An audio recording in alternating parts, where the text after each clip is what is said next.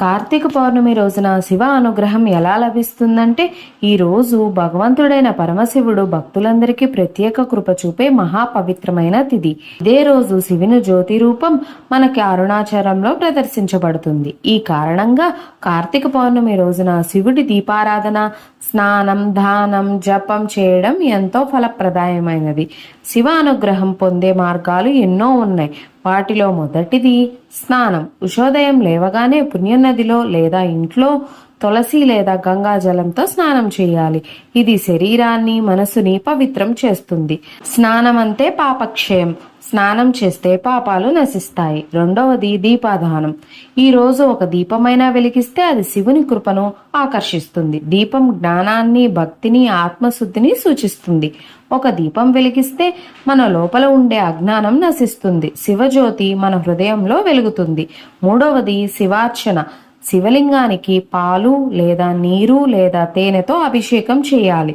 బిల్వదళాలు సమర్పించాలి. ఓం నమ శివాయ అని జపించాలి.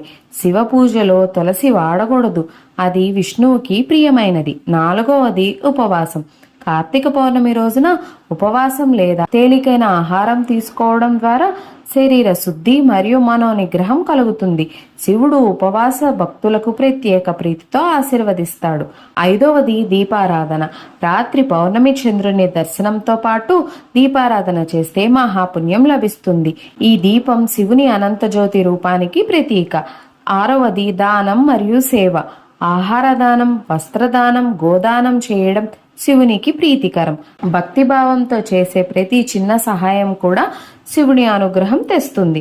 ఏడవది శివనామ స్మరణ. రోజంతా ఓం నమ శివాయ మంత్రాన్ని జపించడం ద్వారా మనసు ప్రశాంతమవుతుంది, కర్మఫలాలు శుద్ధమవుతాయి. ఓం నమ శివాయ అనే 5 అక్షరాల మంత్రం ఇది భక్తుడి ఆత్మను శివునితో ఏకం చేస్తుంది. శివుని అనుగ్రహ ఫలితాలు ఏమిటంటే, పూర్వజన్మ పాపాలు నశిస్తాయి, ఇంట్లో శాంతి, ఆనందం నెలకొంటుంది, ఆరోగ్యం, ఐశ్వర్యం, సంతానం లభిస్తుంది, ఆత్మశుద్ధి, జ్ఞానం కలుగుతుంది, చివరికి మోక్షం సిద్ధిస్తుంది. దీపం వెలిగించే ప్రతి మనసులో శివజ్యోతి ప్రకాశిస్తుంది. పౌర్ణమి రాత్రి వెలుగు భక్తి మార్గం చూపిస్తుంది.